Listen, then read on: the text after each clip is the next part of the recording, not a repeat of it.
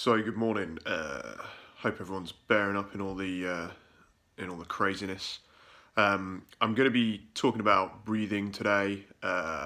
This to me is just the single biggest change I've made in my game. It's been pretty incredible. It's always the thing, you go to the Hickson seminars. I talk about this all the time, but you go to the Hickson seminars.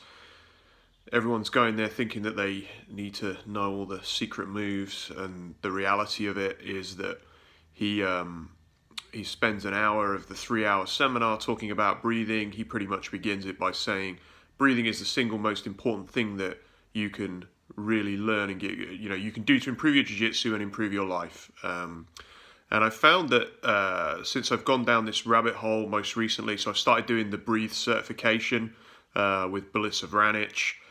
She's got a couple of books out at the moment. I don't know if it'll let me spin it easy. I'll just bring them in here. Breathing for Warriors is the new one, and the original is called Breathe, right? I'll put it in the comments afterwards. You can get Breathe, the original ones, on Audible, so with everything that's going on, I don't know what Amazon is or isn't delivering anymore, but Breathe is on Audible, and you can get it. What I'm going to basically be covering in here is, so I'll talk about a little bit more about why breathing is so important. So it's not just Hickson. Now I've gone and tested this for myself. This has just been, it's just been amazing. So we'll come on to this. I may split this into 2 or 3 videos, depending on how much memory I've got. But essentially what we're going to do is we'll ultimately go through and we'll do what used to be called vital lung capacity. Belissa's now calling it something. She's now calling it something else. Abdominal thoracic flexibility test, I think it is. But anyway, we'll go through that. It's basically something you can do. You'll need a cloth tape measure for it if you want to do it for yourself. I can talk you through it if you want to video yourself doing that, so you're making sure you're doing it correctly. And pop that video back up. We can do that too. And then there are some specific exercises that are very yogic in appearance, but I feel are far better than any yoga class I've ever been to in terms of basically improving, not just improving the actual stretch, because it focuses on the breath, which, like Hickson says, is the most important thing. And I'm seeing there is a pattern here in yoga, in jiu-jitsu, in life around knowing how to breathe correctly. So lots of people will agree with me when I talk about breathing. And I've had few things that since I've kind of gone down this journey. So I'd say the past year I got, I think it was this time last year, I got Belissa on a Facebook Live after she'd done some work at Henry Akins, and Henry Akins had recommended her. She came on a Facebook Live with the members of my Facebook group. We'd all studied the book, and then we asked questions. And it just creates some interesting responses from people, particularly if they've done some yoga in the past, or maybe are doing a lot of yoga, are yoga instructors, they live with a yoga instructor. They seem to there seems to be a bit of ego, to be honest, comes into this, and I don't really understand particularly why. But one of the things we found practically, and I'll go into why this is so important, and some of the improvements, some tangible improvements, rather than me just telling you, oh yeah, this is my, I'm into breathing now, it's my thing, and everything's brilliant. The reality of it is that this has been measurably the best thing I've done for my jiu-jitsu ever. I don't think there's anything comes close. How I can decipher that this is working or not, and whether people really understand breathing, is I put them under scarf hold. So we use scarf hold is the ultimate test of whether, in my opinion, whether someone can breathe correctly. So to give you some examples of recent things that we've done with this, we've put people under scarf hold who tell me that they know how to breathe, and they tap out almost as quickly in scarf from asphyxiation, which is basically the inability of your diaphragm to expand.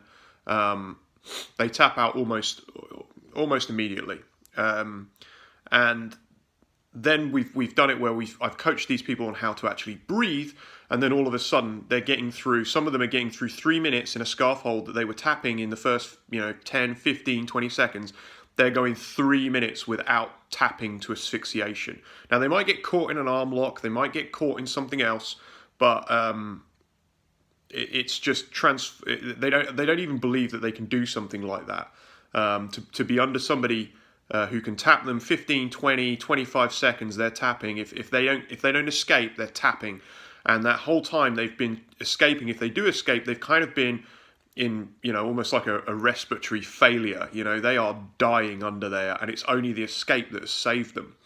And then to be able to go through and do 3 minutes of just laying there pretty much, and then just getting out when you want to get out, it's been transformative. Obviously, this applies to knee on belly as well. So it started to make me see the Soul Stealer in a completely different light. And I've done this. This isn't just like I've done this with a bunch of white belts. I've done this with black belts. I've just laid there, taken the pressure, and just got out when I want to, because I'm not being asphyxiated. And that's basically it. So that's one example I can give you. The other major example I give you is I've been monitoring my heart rate. So even though I've been doing quite a lot of breathing prior to doing the certification course, so I've been obviously using these books and practicing the exercises in the books and thinking I got the idea on the books, my heart rate at the end of a lot of the sessions in my heavy spars are like around about 125 beats a minute. And I've got that down to 79 most recently. And I'm coming off the mat, and I'm not having to mouth breathe at all. I'm breathing through my nose the entire time I'm sparring, and I am still nose breathing when I've exited the mat. And I think this is a big way in which you can improve your game, is to not measure it by taps, but measure it by your heart rate. If you can keep your heart rate down when you are rolling, then your memory is going to improve dramatically. Why? Because you're trying to learn, you're trying to integrate techniques and new software all the time from coaches. And if you're in a fight or flight mode, which most people are when they're rolling, then you're gonna suffer. And not only are you going to suffer, you're not going to be able to notice what your partner's doing. So memory's failing. You're not going to be able to integrate as well things that your coaches have told you. Why? Because your heart rate's up at, wherever it's up at 140, 150 beats a minute. You're not in a position to learn. Imagine going to school and doing something at 150 beats a minute and then trying to learn. That's just never ever going to happen in a million years. So keeping this heart rate down is going to massively improve your ability to notice what's going on, notice what your partner's doing, notice how inefficient that you're being in many of your movements. So one of the other things that got fed back to me was Purple Belt who trains with me. I went up to do a seminar with him in Scotland a few months back, and I've trained with him before. And he's noticed since he came down last weekend that basically I rolled with him for a long period of time, and he said, you're barely moving, you're barely using any energy at all, and yet I'm just getting crushed all the time. And it's because I'm just not allowing my heart rate to raise, and my game is now becoming making people panic, which is what Hickson talked about. It's about getting their heart rate up, keeping their heart rate up, and keeping your heart rate down. And if you're doing that, that for me is the real difference between belt levels anyway, is efficiency. And so, yeah, this is where it's at. So what I'm going to do is I'm going to cut off at this point because I think I'll run out of memory. And I'll come back a bit later on with another video where we're going to do what was vital lung capacity.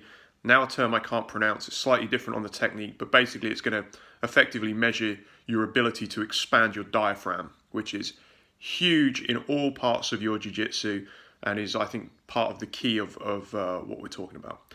So I'll come back on that one later on.